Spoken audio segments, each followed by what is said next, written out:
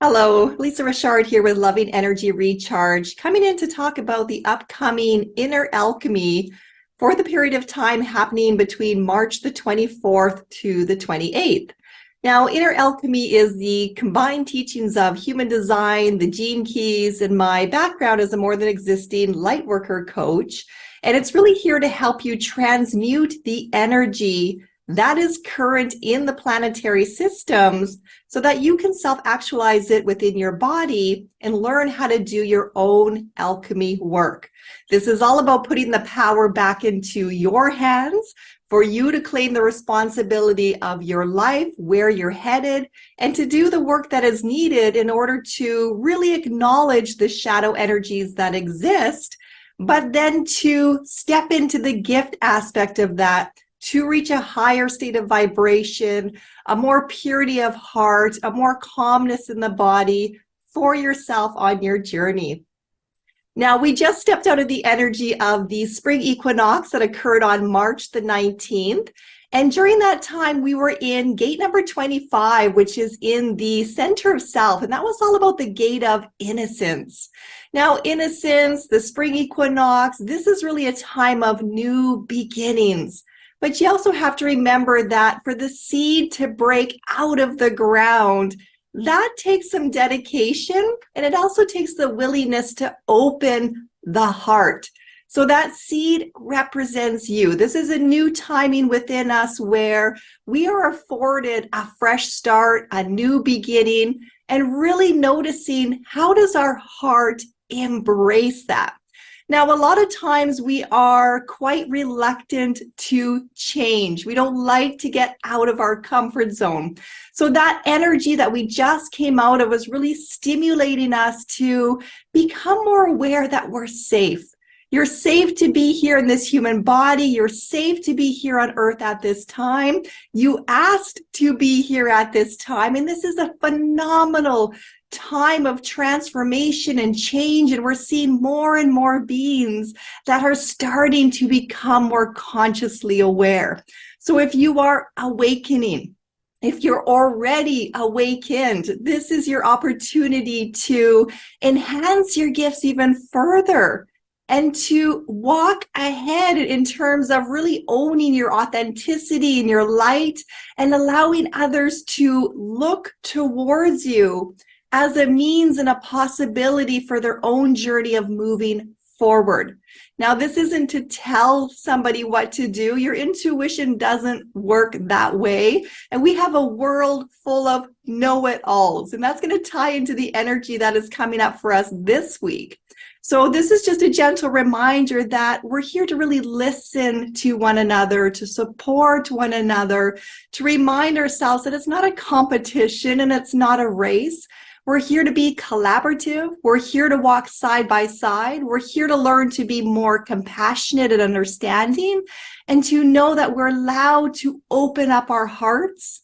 We are coming into this acceptance that yes, all things do exist and it's not all sunshine and rainbows, but that is reality. And we are okay, and we can trust that the universe has our back. And that was also that energy, that divine gift offered to us during this past week. So if you haven't had a chance to watch that video, I really encourage you to go back and listen to that one, because what you're going to see is we have a pattern that is evolving. We have a pattern that is evolving as we are stepping forward in our journeys and during our time frames.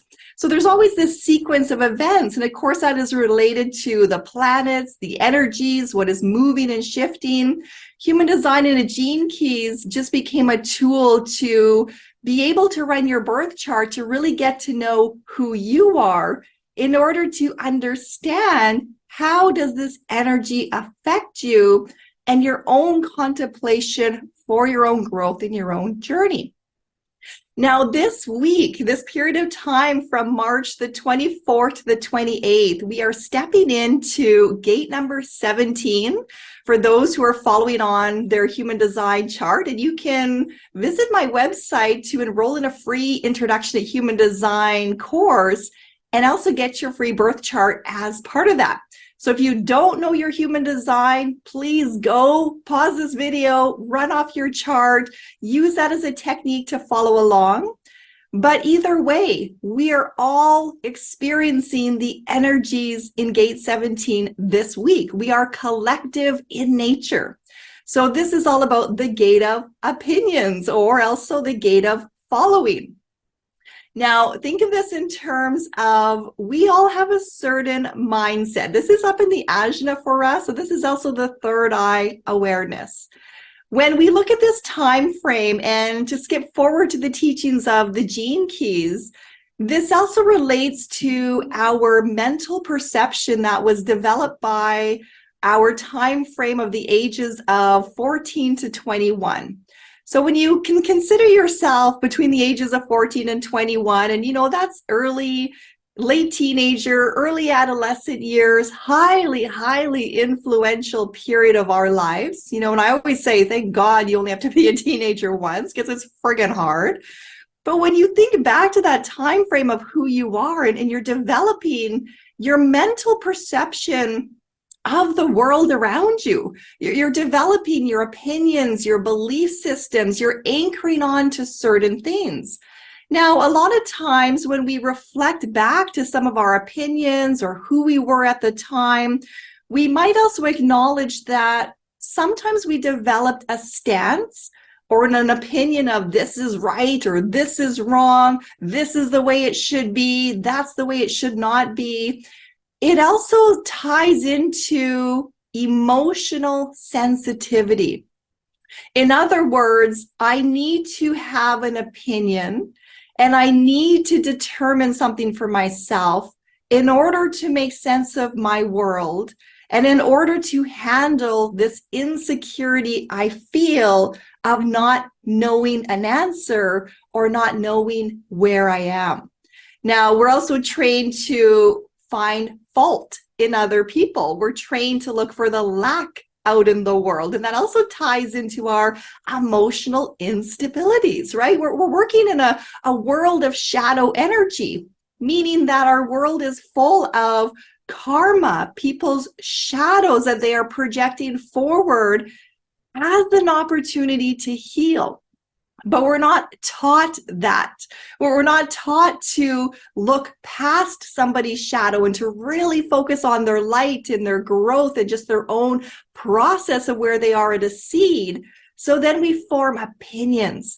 We form opinions on someone's behavior, their mannerisms, their mindset, what we think they should do, what we believe a system should do, what government can do. Now, there's nothing wrong with having an opinion. Having an opinion is a very healthy form of dialogue. What we want to look at this in terms of energy and shadow is, are your opinions locking you in a certain mindset? In other words, do your opinions keep you like this? Do you have the blinders on, unwilling to budge from your position? We are being encouraged to really step into the gift aspect of this gate 17, which is all about farsightedness. So if you find yourself in an opinion, something should occur this way, or this is how you feel about someone else or a situation of the world, and you catch yourself like this, call in that gift of farsightedness. It can also be linked to the animal of the falcon. So the falcon is that ability to tap into your third eye, the higher perspective. So you're rising yourself up and out of your eyes, your perceptions of reality, your viewpoints of the world, and you're asking, what else can I learn in this situation? There is so much more to consider. So when we rise up and out of ourselves and our world and our experiences, because let's face it, all we know is our world through what we have experienced. But there's billions of people around the world, and if you can allow yourself to become very, very small, to become that grain of sand on the beach, to see that, we're all together in this world, Earth is like a little marble that's floating in this vast universe. So, when you put it into contents of how tiny we really are, why is it that we can hold so strongly to my opinion's got to be right? Or my viewpoint's got to be right, my social economics, my government, my religion, right? How can we hold so tightly onto that aspects when we're such a tiny, minuscule speck in this grand scheme of things? So the ability to rise up and out of our mindset now opens us up to farsightedness, being able to see the bigger picture, being more willing to sit with others and to listen to their opinions, their ideas, to have a healthy debate, not an argument, not standing firm, but asking questions, being curious about someone else's view, having a genuine interest in wanting to learn more, speaking your truth and sharing your opinion. And then also coming into that energy of, you're not here to convince anybody else. You're not here to convert somebody over to your way of doing something or your opinions. And let's face it, we've all had experiences where somebody has given us advice and they are so adamant that we follow their advice. And if we don't follow their advice, they get pissed off. Or perhaps you can remember a time where you also advised someone else, they didn't listen, and you're just feeling like, no one ever listens to me. Well, here's the kicker. In order to develop our intuition, a greater faith within ourselves, our bodies, to develop ourselves emotionally, spiritually, mentally, to go through all the layers that we as a seed, as a human, are here to experience, it requires you to do your own work. And that also requires us to have patience in the timing of when that self-awareness unfolds. So it doesn't do any good to berate somebody, get mad at somebody, to blame or shame or guilt somebody. That doesn't help us to grow as little seedlings. We want to come into the light. We want to know that it's safe to emerge as our authentic selves, to not be afraid to make mistakes, to not be afraid to be wrong. Oh my God, the fear of making mistakes, the fear of repercussion, the fear of being humiliated. That is one of the core wounds of humanity and a great area of contemplation.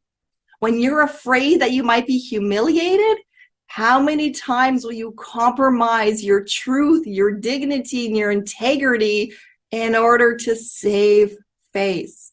And let's be honest, we've all been there. So this is where humor and laughter can really come in to help you travel through the energy, to use this time frame as an opportunity to really examine yourself, to examine your opinions, your mindsets, your areas where you're rigid. And then to go back to that time frame of being that adolescent, 14 to 21.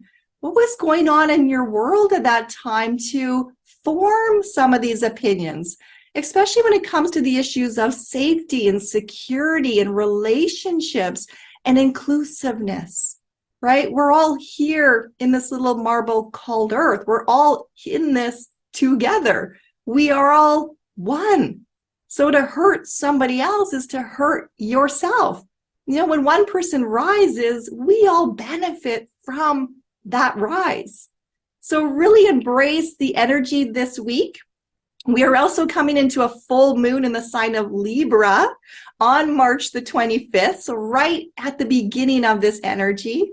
And Libra is an air sign. Libra is the set of scales. So here we are right in this energy of opinions, in the ajna, in the way we think and process information, to now come into balance. Is it all about my opinion and nobody else's? Or am I following someone else's opinion and I'm not allowing my own voice to emerge? And where can I find the balance into accepting I have a thought process, others have a thought process. Let's consider both of them. Let's feel it through the body, because the mind is here to be the observer. It's not here to control your life. Your body consciousness is your indicator. Your sensations that it brings is your warning signs of there's more here to look at. That takes quietness, that takes contemplation. It takes the willingness to slow down, to accept that all things are here, all energies exist. We're not designed to be happy and to be up all the time. And I watched this in a video the other day, and I want to share this with you guys. Here's a really great image. I was under the perception of, you got to be happy, you got to be optimistic, you got to just keep moving forward all the time. But here's the reality.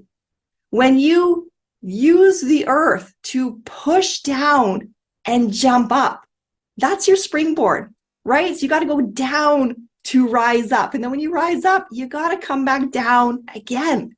And then you can also gain your momentum, leverage, and push back up. So that is life. That is applying the laws of the universe of knowing. We're going to have high times and low times. It's not a judgment.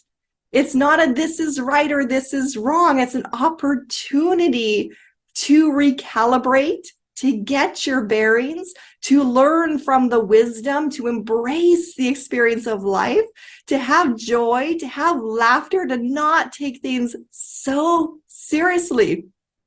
So use this beautiful time of going into the full moon of Libra, the air sign, communication, the chance of debating. Don't fall into the argument. Don't get trapped into others that have a strong opinion. Let them. That is their journey. Don't judge it, but speak your truth. And it doesn't have to be out loud.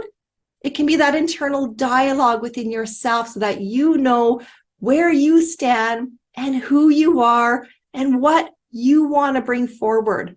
What do we want to bring forward if the children are watching the adults? If we want to change the world, it really does start with ourselves.